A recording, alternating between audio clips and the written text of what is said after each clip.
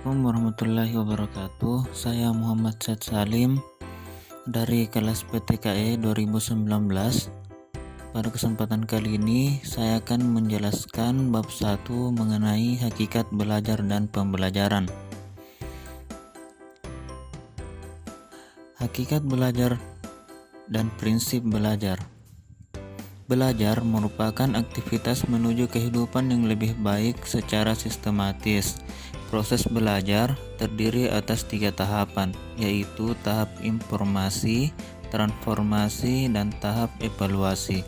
Yang dimaksud dengan tahap informasi adalah proses penjelasan, penguraian, atau pengarahan mengenai struktur pengetahuan, keterampilan, dan sikap. Tahap transformasi adalah proses peralihan atau pemindahan struktur tadi ke dalam diri peserta didik. Klasifikasi belajar. Yang pertama, ranah kognitif. Ranah kognitif ini berkenaan dengan hasil belajar intelektual yang terdiri dari 6 aspek yang meliputi pengetahuan, pemahaman, aplikasi, analisis, sintetis, dan evaluasi. Yang kedua, ranah afektif berkenaan dengan sikap yang terdiri dari 5 aspek yang meliputi penerimaan, jawaban, penilaian, organisasi, dan internalisasi. Selanjutnya yang ketiga adalah ranah psikomotorik.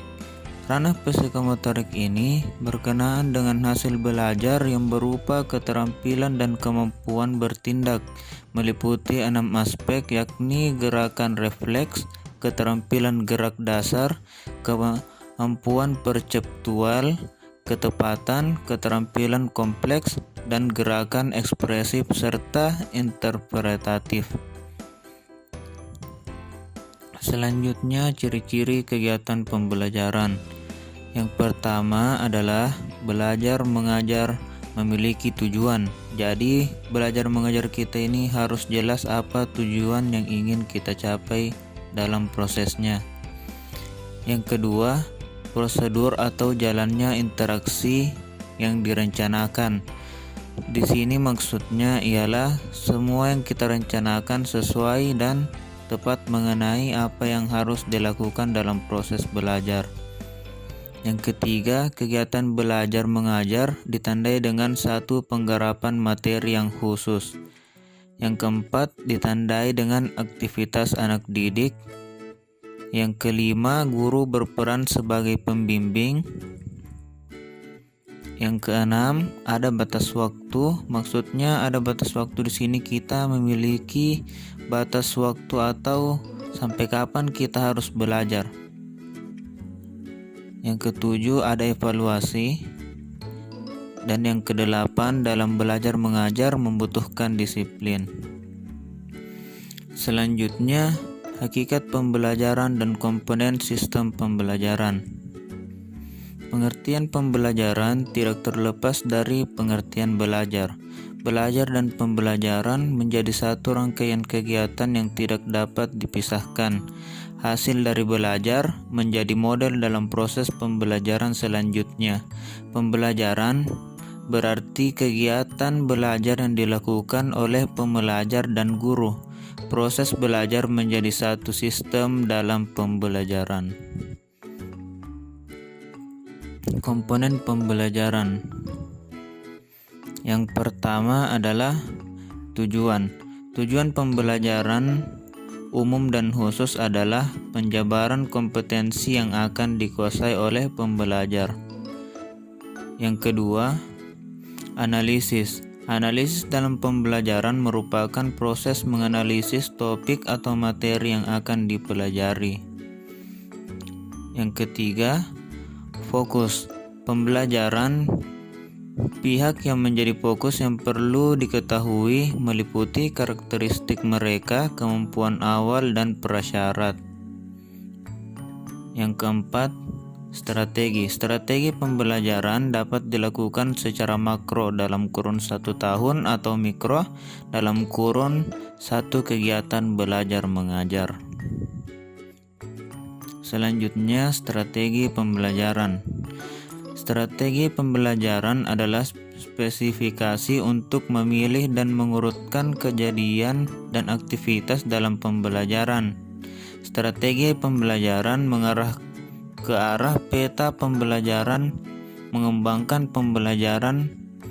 Pengembangan pembelajaran biasanya dinyatakan dalam bentuk model-model pembelajaran dengan alasan yang pertama, agar mudah dimengerti oleh pembelajar dan guru. Yang kedua, mampu menghasilkan hasil pembelajar yang lebih baik sesuai dengan model yang akan diimplementasikan. Yang ketiga, disesuaikan dengan situasi lingkungan sekolah dan masyarakat.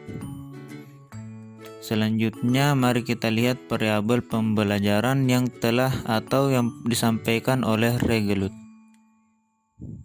Inilah struktur pembelajaran atau variabel pembelajaran yang dimaksud dari Regelut.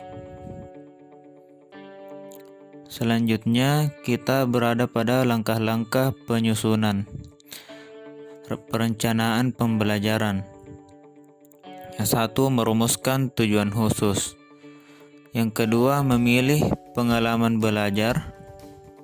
Yang ketiga, menentukan kegiatan belajar mengajar.